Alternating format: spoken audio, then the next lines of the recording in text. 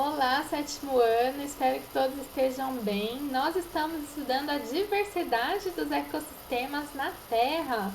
Isso é o capítulo 7 do livro 2 de Ciências do SAS e nas últimas aulas nós estudamos os biomas terrestres pelo mundo. E agora nós vamos estudar os biomas brasileiros. Para isso, pegue o seu livro de ciências e abra aqui na página 46 para acompanhar a aula de ciências de hoje. Gente, nós sabemos que os biomas brasileiros têm uma grande diversidade.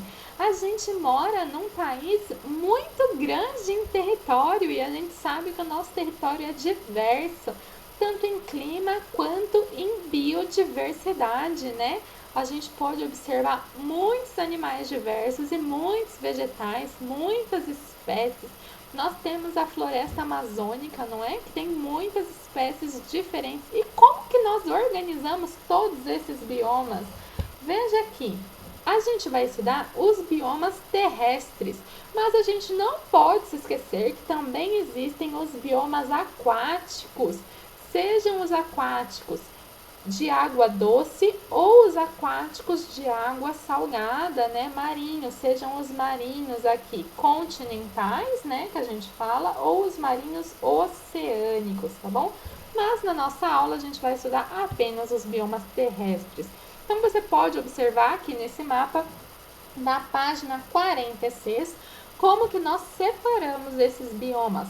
Lembrando, gente, que não tem uma linha falando assim para a árvore ou para os vegetais, para os animais, olha, daqui para lá você não passa porque não é mais o seu bioma, tá bom?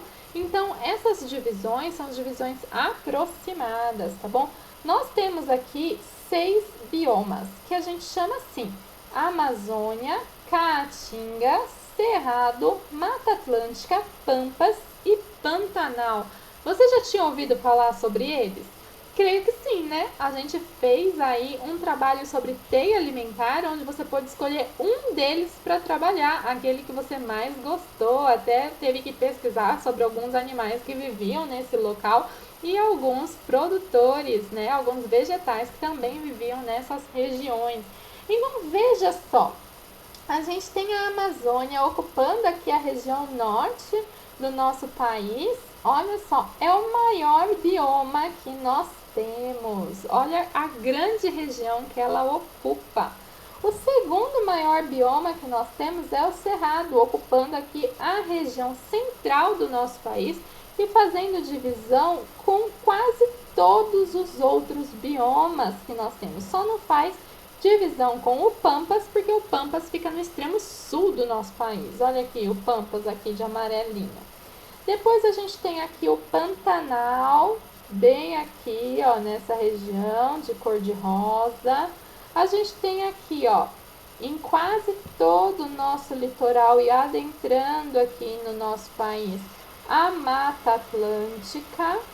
E aqui na região nordeste, a gente tem a Caatinga. Você conhece alguma característica desses biomas? Se não conhece característica de todos eles, vem aqui comigo nessa aula que a gente vai conhecer um pouquinho mais sobre cada um deles. Então, gente, a gente vai começar falando da Amazônia, que é o maior bioma que a gente tem aqui no Brasil. Acredite, são cerca de 5,5 milhões de quilômetros quadrados. Isso equivale a 550 milhões de campos de futebol. Já pensou? 550 milhões de campos de futebol? Esse é o tamanho da Amazônia. Gente, ela é o habitat de 1/3 de todas as espécies do planeta Terra. Só de árvores são 2.500 espécies. Gente, na Amazônia existem milhares de bacias hidrográficas e nelas se encontram 50% das espécies de peixes de toda a América do Sul. Gente, lá tem muita biodiversidade. Só da gente imaginar todo esse tamanho é até um pouco difícil da gente conseguir imaginar tudo isso. E nesse bioma a gente encontra 3 ecossistemas. indígenas.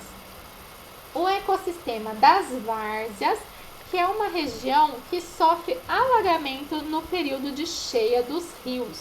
A região dos igapós, que está constantemente inundada. E as matas de terra firme, que são as florestas em si, né, que a gente vê.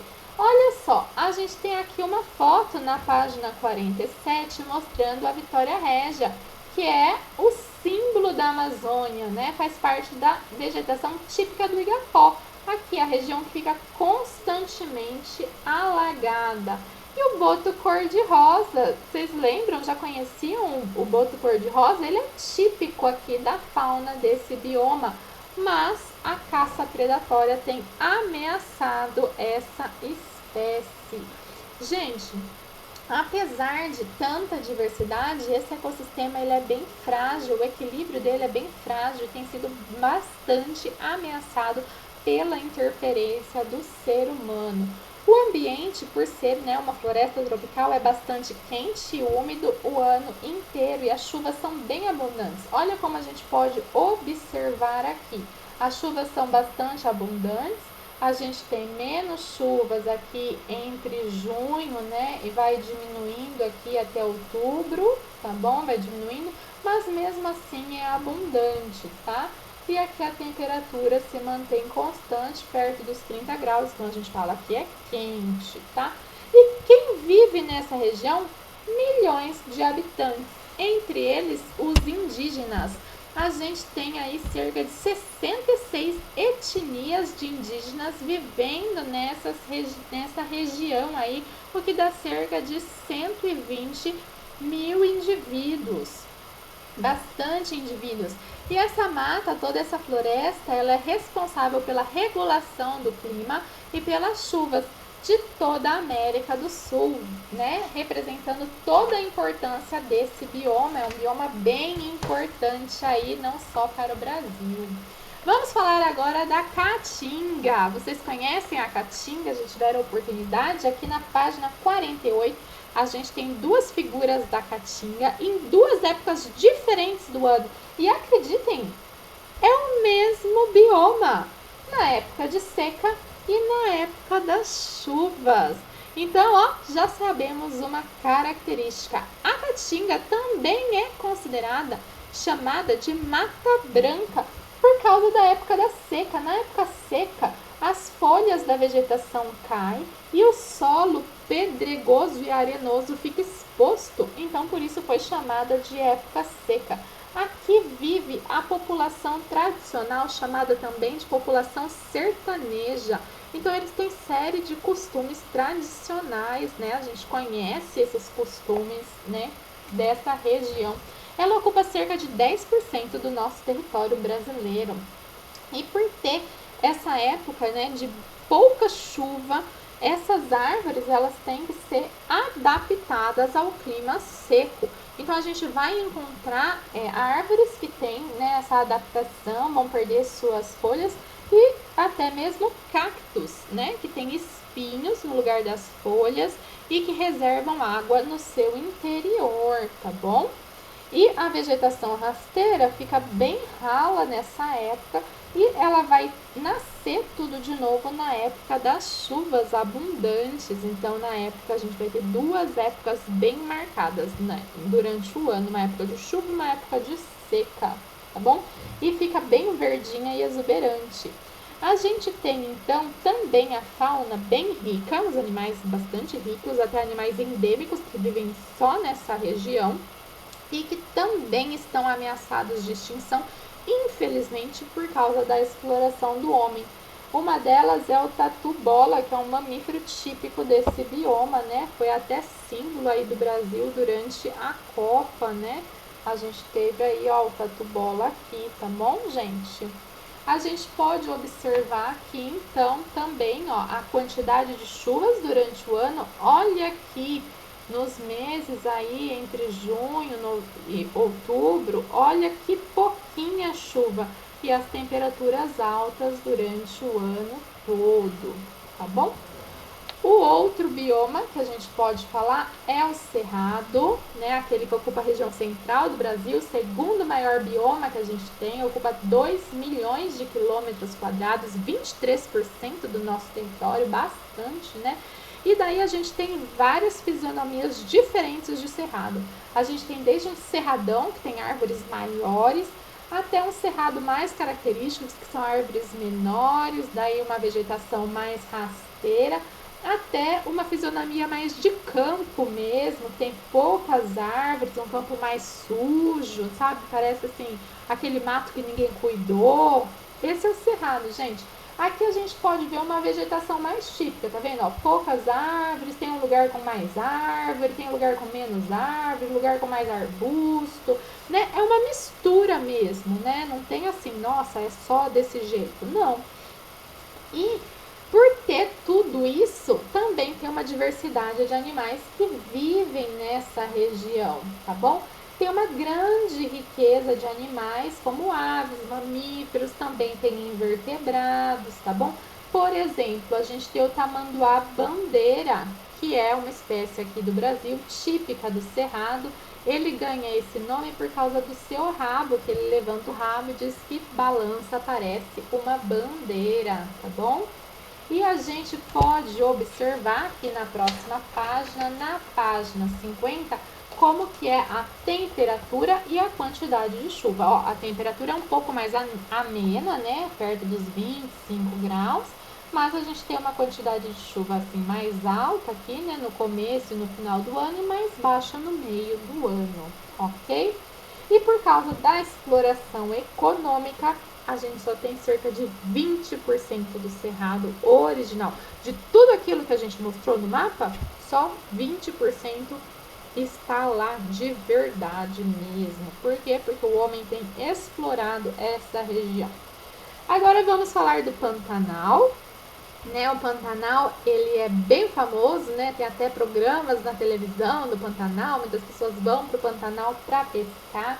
Ela é a maior planície que a gente tem periodicamente alagada do planeta, então tem bastante cheia e daí vai ficar tudo alagado e a gente precisa entender isso para entender quais animais estão lá, quando, porque se tá alagado a gente vai ter peixe, se não tá alagado não tem peixe não, como que vai ter peixe se não tá alagado, não é mesmo?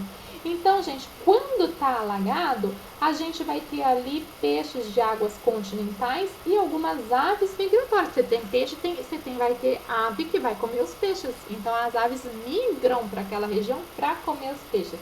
A gente tem os jacarés do Pantanal, olha aqui que bonito que eles são, né? E aqui a gente pode ter uma vista aérea, que a gente consegue ver as regiões alagadas, olha aqui, como que é diferente do que a gente está acostumado a ver aqui na nossa região, não é mesmo? Então, a gente pode ver aqui, ó, na página 51, as chuvas o ano todo, mas que se intensificam chegando próximo ao fim do ano e o começo do ano. Então, nessas épocas aqui está alagado, né? Então, quando está alagado, cerca de 2/3 da planície está coberto de água. E daí, então, a gente tem essa migração dos peixes, das aves e tudo mais. Então, muda completamente, né? Animais que não estavam lá quando não está alagado, agora estão. E isso é importante para a gente entender como que é a dinâmica desse local. E qual a população que vive lá?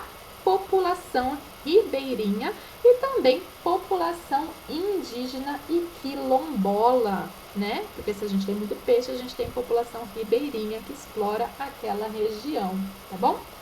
Gente, lá no extremo sul, a gente falou dos pampas, né? Porque cá no sul a gente também chama eles de pampas sulinos, né? Por ser no sul do país. E a vegetação é basicamente um campo. Aqueles que a gente vê, olha, tão bonitinho, parece até aquelas fotografias de filme, né? Aquelas coisas que a gente vê só na televisão. Gente, então esse é o sul do nosso país, né? Basicamente um tapete de grama. Poucas árvores, só uma lá. Parece aquele campo calmo. Esse é os pampas, tá bom? São áreas planas e a gente vai ver basicamente gramíneas e leguminosas, tá bom? Tem bastante aves, também pode ter mamíferos, répteis. Olha aqui, a gente tem aqui o exemplo da ema, que é uma ave típica deste bioma. E daí, quando a gente fala do clima dessa região, gente, olha a quantidade de chuva. Um clima frio e com bastante chuvas, chuvas intensas ao longo do ano. Ó, quanta chuva que a gente tem aqui, tá bom? Quem vive nessa região? Pescadores, quilombolas e indígenas. E agora a gente vai falar da Mata Atlântica, aquela que estava no litoral e entrava, né, para o interior do nosso país, que é onde fica São Paulo, além do Cerrado, né? Na nossa região aqui, onde a gente vive, em Campinas, a gente tem tanto Cerrado quanto Mata Atlântica. Gente, a Mata Atlântica também se estendia por um vasto território, 1,3 milhão de quilômetros quadrados, mas hoje, infelizmente, ela ocupa apenas 12% da sua área original, porque ela foi muito explorada pelo homem. É onde vive a maior parte da população brasileira, tá? E isso justifica porque que não tem mais muito Mata Atlântica.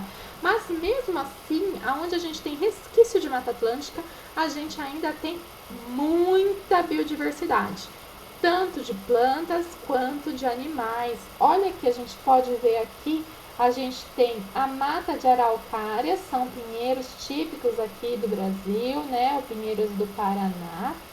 E também tem algumas aves típicas daqui. Essa aqui chama tietê-sangue. É uma espécie endêmica do Brasil, só tem aqui. Chama sangue por causa da cor vermelha dele, que é bem vermelha, bem bonita, né? Essa plumagem é tão bonita que eles deram esse nome, né? Então é um bioma bem rico, mas ela está ameaçada de extinção. Tem muitas espécies que vivem só na Mata Atlântica e estão ameaçadas de extinção por causa dessa exploração do homem, tá? Então, essa mata é aquela que a gente vê quando está descendo para a praia, perto do litoral, é essa que a gente vê, tá bom? Então, tem vários diferentes, né, tipos que a gente pode observar, mas é essa. E quando a gente olha a quantidade de chuvas, tem uma quantidade de chuvas aí durante todo o ano, tem épocas que chove um pouquinho menos, um pouquinho mais, mas tem uma certa quantidade de chuvas aí durante todo o ano, tá bom? E a temperatura não é muito elevada, mas também não é muito frio, perto de uns 25 graus Celsius, né? No inverno baixa um pouquinho para 20, mas nada de inverno muito intenso não, tá bom? Pessoal, eu peço que vocês façam o Agora é com você, aqui da página 53, para finalizar. E leiam o Para Ir Além, aqui da página 54, tá bom? Tchau, tchau, até a próxima aula.